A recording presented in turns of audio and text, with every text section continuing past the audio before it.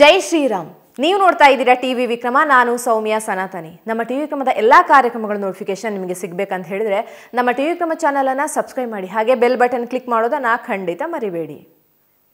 ವೀಕ್ಷಕರೇ, ರಾಷ್ಟ್ರೀಯವಾದಿ ಪತ್ರಕರ್ತರಾದ ಅಜಿತ್ ಹನುಮಕ್ಕನವರು ಒಂದು ಇನ್ಸಿಡೆಂಟ್ ಹೇಳಿದರು. ಒಬ್ಬರು ರಾಜಕಾರಣಿ, ಮಾಜಿ ಮಿನಿಸ್ಟರ್ ಅನ್ಸುತ್ತೆ, ಅವ್ರದ್ದು ಒಂದು ಮನೆಯನ್ನು ಬಾಡಿಗೆಗೆ ಕೊಟ್ಟಿದ್ರಂತೆ. ಆದರೆ ಬಾಡಿಗೆದಾರ ಮನೆ ಖಾಲಿ ಮಾಡಿ ಅಂದರೆ ಮಾಡ್ತಾ ಇರಲಿಲ್ವಂತೆ. ಅದಕ್ಕೆ ಏನು ಮಾಡಬಹುದು ಅಂತ ಕೇಳ್ತಾರೆ. ಆಗ ಅಜಿತ್ ಹನುಮಕ್ಕನವರು ಹೇಳಿದ್ರಂತೆ, ಬೆಟರ್ ನೀವು ಒಂದು ಚರಕ ಹಿಡಿದು ಮನೆ ಮುಂದೆ ಕೂತ್ಕೊಳ್ಳಿ ಅಂತ. ಇದೇನು ಹಿಂಗೆ ಹೇಳ್ತಿದ್ದೀರಾ ಅಂದ್ರಂತೆ. ಆಗ ಅಜಿತ್ ಹನುಮಕ್ಕನವ್ರು ಹೇಳ್ತಾರೆ, ಅಲ್ರಿ, ಒಂದು ಚರಕ ಹಿಡ್ಕೊಂಡೆ ಆ ಬ್ರಿಟಿಷರನ್ನ ಓಡಿಸಿದ್ರಂತೆ, ಇನ್ನು ನಿಮ್ಮ ಮನೆ ಖಾಲಿ ಮಾಡಿಸೋದಕ್ಕೆ ಆಗೋದಿಲ್ವಾ ಅಂತ. ಅಂದರೆ ಸ್ವಾತಂತ್ರ್ಯ ಸಿಗೋದಕ್ಕೆ ಕೇವಲ ಒಂದು ಚರಕ ಕಾರಣ ಅಲ್ಲ, ಅದರ ಜೊತೆಗೆ ಸಾಕಷ್ಟು ಹೋರಾಟಗಾರರ ಪ್ರಾಣತ್ಯಾಗ, ಬಲಿದಾನ ಕೂಡ ಮುಖ್ಯ ಕಾರಣ. ಬ್ರಿಟಿಷರೇ ಭಾರತ ಬಿಟ್ಟು ತೊಲಗಿ ಅಂದರೆ ಯಾರೂ ಹೋಗ್ತಾ ಇರಲಿಲ್ಲ. ಯಾಕೆ ಈ ಸ್ಟೋರಿ ಹೇಳಿದೆ ಅಂದರೆ, ನಮ್ಮ ಹಿಂದೂಗಳು ಇವತ್ತು ಅದೇ ಮೂಢನಂಬಿಕೆಯಲ್ಲಿದ್ದಾರೆ. ನಮ್ಮ ಹಕ್ಕು ನಾವು ಧೈರ್ಯವಾಗಿ ಕೇಳಿದರೆ ಅಷ್ಟೇ ಸಿಗೋದು ಅನ್ನೋದನ್ನು ಮರ್ತು ಬಿಟ್ಟಿದ್ದಾರೆ. ನಮ್ಮ ನಂಬಿಕೆಗಳನ್ನು ನಾವೇ ಉಳಿಸ್ಕೋಬೇಕು ಅನ್ನೋದನ್ನು ಕೂಡ ಮರ್ತು ಬಿಟ್ಟಿದ್ದಾರೆ. ಆದರೂ ಕೂಡ ಯಾವುದೇ ಸ್ವಾರ್ಥ ಇಲ್ಲದೆ ಇವತ್ತು ತುಂಬ ಹಿಂದೂ ಹೋರಾಟಗಾರರು ಜೀವ ಪಣಕ್ಕಿಟ್ಟು ಹೋರಾಡ್ತಾ ಇದ್ದಾರೆ. ಪುನೀತ್ ಕೆರೆಹಳ್ಳಿ ಹಿಂದೂ ಹೋರಾಟಗಾರ, ಕೇಸ್ ಮೇಲೆ ಕೇಸ್ ಹಾಕಿದ್ರು ಕೂಡ ಜಗ್ಗದೆ ಹಿಂದೂ ಧರ್ಮವನ್ನು ಉಳಿಸೋದಕ್ಕೆ ಹೋರಾಟ ಮಾಡ್ತಾ ಇದ್ದಾರೆ. ಆದರೆ ನಮ್ಮಲ್ಲೇ ಅವರಿಗೆ ಎಷ್ಟು ಜನ ಬೆಂಬಲ ಕೊಡ್ತಿದ್ದೀವಿ ಹೇಳಿ? ಆದರೆ ಅದೇ ಒಬ್ಬ ಗೋಕಳ್ಳನಿಗೆ ತೊಂದರೆ ಆದರೆ ಸಾಕು, ಕಾಂಗ್ರೆಸ್ ಸರ್ಕಾರ ಎದ್ದು ಬಂದ್ಬಿಡುತ್ತೆ. ಗೋ ಹತ್ಯೆ ನಿಷೇಧ ಕಾನೂನಿದ್ರೂ ಕೂಡ ಅರೆಸ್ಟ್ ಆಗೋದು ಮಾತ್ರ ಗೋರಕ್ಷಕರು. ವೀಕ್ಷಕರೇ, ತುಂಬ ಮಂದಿ ಹೇಳೋದನ್ನು ಕೇಳಿದ್ದೀನಿ, ರಂಜಾನ್ ಬಿರಿಯಾನಿ ತಿನ್ನಬೇಕು, ಏನು ಚೆನ್ನಾಗಿರುತ್ತೆ ಗೊತ್ತಾ, ಆ ಬಿಸ್ಮಿಲ್ಲಾ ಹೋಟೆಲ್ನಲ್ಲಿ ಒಂದು ಮಟನ್ ಬಿರಿಯಾನಿ ಕೊಡ್ತಾನೆ, ವಾವ್ ಏನ್ರಿ ಅದು, ತಟ್ಟೆ ತುಂಬ ಇರುತ್ತೆ, ಒಳ್ಳೆ ಪೀಸ್ ಬೇರೆ ಹಾಕ್ತಾನೆ. ಏನು ಹಿಂಗೆ ಚಪ್ಪರ್ಸ್ಕೊಂಡು ತಿನ್ನೋದು, ಬಂದು ಹೊಗಳೋದು.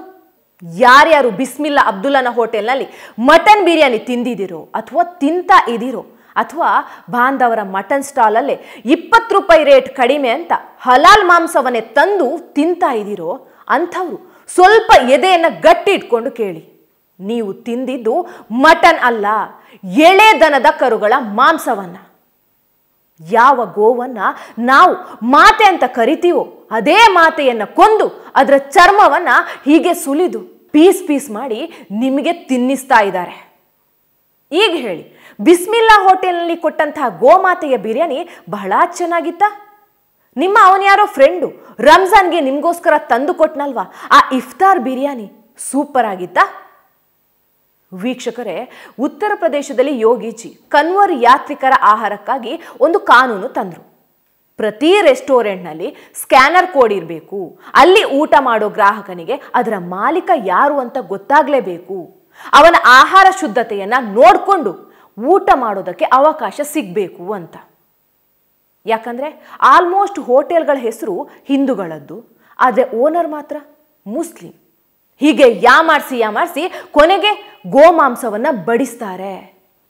ಆದರೆ ಅದಕ್ಕೆ ಯೋಗೀಜಿ ವಿರುದ್ಧವೇ ಸುಪ್ರೀಂ ಕೋರ್ಟ್ ಮೆಟ್ಟಿಲೇರ್ತಾರೆ. ಅದು ಯಾರು ಗೊತ್ತಾ? ಹಿಂದೂ ವಕೀಲರೇ. ಇಲ್ಲೂ ನೋಡಿ, ಪುನೀತ್ ಕೆರೆಹಳ್ಳಿ ಹಾಗೂ ತಂಡ ಗೋವುಗಳನ್ನು ರಕ್ಷಣೆ ಮಾಡುವ ಕೆಲಸ ಮಾಡ್ತಾನೆ ಬರ್ತಿದ್ದಾರೆ. 108 ಕೇಸ್ಗಳಿದೆ ಅವರ ಮೇಲೆ, ಆದರೂ ಜಗ್ಲಿಲ್ಲ. ಮತ್ತೆ ಸುಮಾರು 80 ಕರುಗಳ ಮಾಂಸವನ್ನು ಹಿಡಿತಾರೆ ಹೈವೇಯಲ್ಲಿ. ಒಬ್ಬ ಹಿಂದುವಾಗಿ ತಾನು ಪೂಜಿಸುವ ಮಾತೆಯನ್ನ ಹೀಗೆ ಚರ್ಮ ಸುಲಿದು ತಗೊಂಡು ಹೋಗಿ ಹಿಂದುವಿಗೆ ಬಿರಿಯಾನಿ ಮಾಡಿ ಬಡಿಸೋದನ್ನ ನೋಡಿ ಸುಮ್ಮನೆ ಇರಬೇಕಾ? ಕೆಲವರು ಇರ್ತಾರೆ ಬಿಡಿ, ಆದರೆ ಸರ್ಕಾರವು ಕಣ್ಣು ಮುಚ್ಕೊಂಡು ಕೂತ್ಕೊಂಡಾಗ ಒಬ್ಬ ಹಿಂದುವಾಗಿ ಅದನ್ನು ತಡೆಯೋದು ತಪ್ಪ ಹೇಳಿ? ಪುನೀತ್ ಕೆರೆಹಳ್ಳಿ ಟೀಮ್ಗೆ ಆ ಗಾಡಿಯಲ್ಲಿ ಗೋವಿನ ಮಾಂಸ ಇರೋದು ಕನ್ಫರ್ಮ್ ಆಗಿದೆ. ಅದನ್ನು ತಡೆಯೋದಕ್ಕೆ ಮುನ್ನ 112ಕ್ಕೆ ಕರೆ ಕೂಡ ಮಾಡಿದ್ದಾರೆ. ನಂತರ ಗಾಡಿಯನ್ನು ತಡೆದು ನಿಲ್ಲಿಸ್ತಾರೆ. ಅಷ್ಟಾದ್ರೂ ಅವರ ಮೇಲೆ ಒಂದೇ ಒಂದು ಏಟು ಬೀಳದ ಹಾಗೆ ನೋಡ್ಕೋತಾರೆ. ಅವರಿಗೆ ಗೊರಗುಂಟೆಪಾಳ್ಯ ಸಿಗ್ನಲ್ ಅಂದ್ರೆ ಆ ಫ್ಲೇವರ್ ಹತ್ತಿ ಇಳಿತಾರಲ್ಲ, ಅಲ್ಲಿಗೆ ಬಂದು ನಿಂತ್ಕೊಳ್ಳೋಕೆ ಹೇಳಿ ಸರ್. ನಾವು ಹಿಂದೆನೆ ಇದೀವಿ, ಒಂದು ಗಾಡಿಯಲ್ಲಿ ತುಂಬಾ ಗೋಮಾಂಸ ತುಂಬ್ಕೊಂಡು ಬರ್ತಾ ಇದಾರೆ. ದಯವಿಟ್ಟು ಅವರಿಗೆ ಫ್ಲೇವರ್, ಈಗೇನು ಪೀನ್ಯ ಫ್ಲೇವರ್ ಇದೆ, ಆ ಪೀನ್ಯ ಫ್ಲೇವರ್ ಆದ ತಕ್ಷಣ ಕೆಳಗೆ ಸ್ಟಾಪ್ ಮಾಡಕ್ಕಾಗಲ್ವಾ ನೀವು? ನಾನು ಸ್ಟಾಪ್ ಮಾಡಿದ್ರೆ ಪೊಲೀಸ್ನವ್ರು ಬಂದು ನೀವ್ ಯಾರು ಗಾಡಿ ಹಿಡಿಯಕ್ಕೆ ಅಂತಾರೆ ಸರ್. ಬರ್ತಾರೆ, ವೆಯ್ಟ್ ಮಾಡಿ ಅಂತ ಹೇಳಿ ನೀವು ಕೆಲಸ ಮಾಡಿ. ಅವ್ರು ಸ್ಟಾಪ್ ಮಾಡ್ಬಿಟ್ಟು ಅವ್ರು ಕಾಲ್ ಮಾಡಿ ಕೊಡಿ, ನಾವು ಅವ್ರನ್ನ ವೆಯ್ಟ್ ಮಾಡಕ್ ಹೇಳ್ತೀನಿ ಅಂತ ಪೊಲೀಸ್ ಹತ್ರ. ಓಕೆ, ಅವರಿಗೆ ಸ್ಟಾಪ್ ಮಾಡಿ ಅವ್ರಿಗೆ ಫೋನ್ ಕೊಡೋದಾ? ಸ್ಟಾಪ್ ಮಾಡ್ಬಿಟ್ಟು ಫೋನ್ ಕೊಡಿ ಸರ್. ಓಕೆ, ಹೋಗ್ ಮಗ. ಒಂದ್ ನಿಮಿಷ ಲೈನಲ್ಲಿ ಇರ್ತೀರಲ್ವಾ ಸರ್? ಇಲ್ಲ, ಮತ್ತೆ ಕಾಲ್ ಬ್ಯಾಕ್ ಮಾಡಿ. ಒಂದು ಕಾಲ್ ರಿಲೇಷನ್ ಇರುತ್ತೆ. ಓಕೆ ಹಿಂಗೆ ಲಾಸ್ಟ್ ಕಾಲ್ ಮಾಡಿದ್ರೆ ಹಿಂಗೆ ಹೇಳಿ. ಓಕೆ, ಅವ್ರು ಸ್ಟಾಪ್ ಮಾಡ್ತಾ ಇಲ್ಲಿ ಬಾ. ಸ್ಟಾಪ್ ಮಾಡಿ ಅಂತ ಹೇಳ್ಬಿಟ್ಟು ಓಕೆ ಕಳಿಸ್ಕೊಡ್ತೀನಿ. ಬಂದು ಮಾತಾಡ್ತೀನಿ. ಓಕೆನಾ? Okay sir. ಓಕೆ, ಹೇಗೆ ಸರ್ ಗಾಡಿ ನೋಕು? ಇಲ್ಲಿ ಇಲ್ಲಿ ಇಲ್ಲ ಇಲ್ಲಿ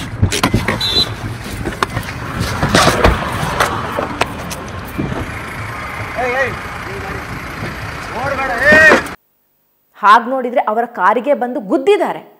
ಅಷ್ಟಾದ್ಮೇಲೆ ಪೊಲೀಸರು ಬರ್ತಾರೆ, ಪ್ರೊಸೀಜರ್ ನಡೆಯುತ್ತೆ, ಅದು ಗೋಮಾಂಸವೇ ಅನ್ನೋದು ಕೂಡ ಬಯಲಾಗುತ್ತೆ. ಆದರೆ ಸಿದ್ದರಾಮಯ್ಯನವರ ಹಿಂದೂ ವಿರೋಧಿ ಸರ್ಕಾರ ಮಾಡಿದ್ದೇನು ಗೊತ್ತಾ? 80 ಕರುಗಳನ್ನು ವಧೆ ಮಾಡಿ 1800 kg ಕರುವಿನ ಮಾಂಸವನ್ನು ಕುರಿ ಮಾಂಸದ ಹೆಸರಿನಲ್ಲಿ ಮಾರಾಟ ಮಾಡುವ ಮಾಂಸದಂಧೆಯನ್ನ ಬಯಲಿಗೆಳೆದಿದ್ದಕ್ಕೆ ಪುನೀತ್ ಕೆರಹಳ್ಳಿಯನ್ನ ಯಾವುದೇ ನೋಟಿಸ್ ನೀಡದೆ ಬಂಧಿಸ್ತಾರೆ. ಸೀರಿಯಸ್ಲಿ, ರಾಜ್ಯದಲ್ಲಿ ಗೋಹತ್ಯೆ ನಿಷೇಧ ಕಾನೂನು ಜಾರಿಯಲ್ಲಿದೆ ಸ್ವಾಮಿ. ಅದನ್ನ ಹಿಡ್ಕೊಟ್ಟಿದ್ದಕ್ಕೆ ಪುನೀತ್ ಕೆರಹಳ್ಳಿಯನ್ನೇ ಬಂಧಿಸ್ತಾರೆ. ಜೊತೆಗೆ ಆ ಫೇಸ್ಬುಕ್ ವಿಡಿಯೋ ಡಿಲೀಟ್ ಮಾಡಬೇಕು ಅಂತ ಮೆಟಾ ಕಂಪನಿಗೆ ಸರ್ಕಾರ ರಿಕ್ವೆಸ್ಟ್ ಕೂಡ ಮಾಡುತ್ತೆ. ಸಿದ್ದರಾಮಯ್ಯ ಸಾಹೇಬ್ರೆ, ಮಾನ್ಯ ಗೃಹ ಮಂತ್ರಿ ಡಾಕ್ಟರ್ ಪರಮೇಶ್ವರ್ ಅವರೇ, ಯಾರನ್ನ ರಕ್ಷಿಸೋದಕ್ಕೆ ಇದೆಲ್ಲ? ಯಾಕೆ ಬೆಂಗಳೂರಿನಲ್ಲಿ ಕುರಿ ಮಾಂಸ ಅಂತ ಗೋವಿನ ಮಾಂಸದ ಬಿರಿಯಾನಿ ತಿನ್ನೋರಿಗೆ ಇದೆಲ್ಲ ಗೊತ್ತಾಗಬಾರ್ದು ಅಂತಾನ? ಗೊತ್ತಾದ್ರೆ ಬಾಂಧವರ ಬಿಸ್ನೆಸ್ ಹಾಳಾಗುತ್ತೆ ಅಂತಾನ? ಅಥವಾ ಅದರಲ್ಲಿ ನಿಮ್ಮ ಸರ್ಕಾರಕ್ಕೂ ಏನಾದರೂ ಕಮಿಷನ್ ಬರ್ತಾ ಇದೆಯಾ? ಸಿದ್ದರಾಮಯ್ಯ ಸಾಹೇಬ್ರೆ, ನೀವು ಮುಖ್ಯಮಂತ್ರಿಯೇ ಇರಬಹುದು, ನಿಮ್ಮದೇ ಸರ್ಕಾರ ಇರಬಹುದು, ಆದರೆ ಕಾನೂನು ಹಾಗೂ ಸಂವಿಧಾನವನ್ನ ಕೊಂಡುಕೊಳ್ಳೋಕೆ ಆಗೋದಿಲ್ಲ. ನ್ಯಾಯಾಲಯದಲ್ಲಿ ಸರ್ಕಾರಕ್ಕೆ ಮುಖಭಂಗ ಆಗತ್ತೆ. ಪುನೀತ್ ಕೆರಹಳ್ಳಿಯ ಬಂಧನ ರಾಜಕೀಯ ಪ್ರೇರಿತ ಬಂಧನ ಅಂತ ಅರಿತಂಥ ನ್ಯಾಯಾಲಯ 14 ದಿನಗಳ ನ್ಯಾಯಾಂಗ ಬಂಧನದ ಅಗತ್ಯ ಇಲ್ಲ ಅಂತ ಕೂಡಲೇ 25,000 ರೂಪಾಯಿಗಳ ವೈಯಕ್ತಿಕ ಬಾಂಡ್ ಮೇಲೆ ಬಿಡುಗಡೆ ಮಾಡಿ ಪೊಲೀಸರಿಗೆ ಆದೇಶ ನೀಡ್ತಾರೆ. ಸಿದ್ದರಾಮಯ್ಯ ಸಾಹೇಬ್ರೆ, ಹೀಗೆಲ್ಲ ಮಾಡಿ ಹಿಂದೂ ಹೋರಾಟಗಾರರನ್ನ ಹತ್ತಿಕ್ತೇವೆ, ಹೆದರಿಸಿ ಮೂಲೆಯಲ್ಲಿ ಕೂರಿಸ್ತೀವಿ ಅನ್ಕೋಬೇಡಿ. ನೀವು ಆ ಗೋಮಾತೆಯ ಹಾಲು ಕುಡ್ದಿದಿರೋ ಇಲ್ವೋ, ನಾವು ಗೋಮಾತೆಯ ಹಾಲು ಕುಡಿದು ಬೆಳೆದವರು. ಇಂಥ 100 ಕೇಸ್ ಹಾಕಿದ್ರು ಕೂಡ ಮಾತೆಯ ರಕ್ಷಣೆ ಮಾಡೋದಕ್ಕೆ 100 ಅಲ್ಲ 1000 ಲಕ್ಷ ಮಕ್ಕಳು ಬರ್ತಾರೆ. ಇವತ್ತು ಪುನೀತ್ ಕೆರಹಳ್ಳಿ ಅಂತಹ ಹಿಂದೂ ಹೋರಾಟಗಾರರು ಅರ್ಜುನನಂತೆ ಹೋರಾಡಿದ್ರೆ, ವಕೀಲ ಅರುಣ್ ಶ್ಯಾಮ್, ಶ್ರೀರಾಮ್ ಅಂಗಿರಸ್ ಅಂತಹ ಕೃಷ್ಣ ಕೂಡ ಅವರ ಬೆನ್ನ ಹಿಂದೆ ಇದ್ದೇ ಇರ್ತಾರೆ. ನಿಮಗೆ ಮತ್ತೊಮ್ಮೆ ಎಚ್ಚರಿಸ್ತಾ ಇದ್ದೀವಿ, ನೀವು ಇಲ್ಲಿ ಪುನೀತ್ ಕೆರಹಳ್ಳಿ ಅಂತ ಹಿಂದೂ ಕಾರ್ಯಕರ್ತರನ್ನ ಬಂಧಿಸೋದಲ್ಲ. ತಾಕತ್ತಿದ್ರೆ ಆ ಮಾಂಸವನ್ನ ಎಲ್ಲಿಂದ ತರಲಾಗ್ತಾ ಇದೆ, ಎಲ್ಲಿ ಅದರ ಚರ್ಮ ಸುಲಿದು ಈ ತರಹದ ವಾಹನಕ್ಕೆ ತುಂಬ್ತಾ ಇದ್ದಾರೆ, ಅದರ ಹಿಂದೆ ಯಾರ್ಯಾರು ಇದ್ದಾರೆ ಅನ್ನೋದನ್ನ ಹುಡುಕಿ. ರಾಜ್ಯದಲ್ಲಿ ಗೋಹತ್ಯೆ ನಿಷೇಧ ಕಾನೂನು ಒಂದಿದೆ, ಅದನ್ನ ನೆನ್ಪಲ್ಲಿಟ್ಕೊಳ್ಳಿ. ಟಿವಿ ವಿಕ್ರಮ, ದೇಶ ನಿಮ್ಮ ಕೈಯಲ್ಲಿ. ಈ ಕಾರ್ಯಕ್ರಮ ನಿಮಗೆ ಇಷ್ಟ ಆಗಿದ್ದಲ್ಲಿ ಲೈಕ್, ಶೇರ್ ಹಾಗೂ ಕಮೆಂಟ್ ಮಾಡಿ. ಟಿವಿ ವಿಕ್ರಮದ ಕಾರ್ಯಕ್ರಮಗಳನ್ನು ನಿರಂತರವಾಗಿ ವೀಕ್ಷಿಸಲು ಸಬ್ಸ್ಕ್ರೈಬ್ ಮಾಡಿ, ಬೆಲ್ ಐಕನ್ ಒತ್ತಿ.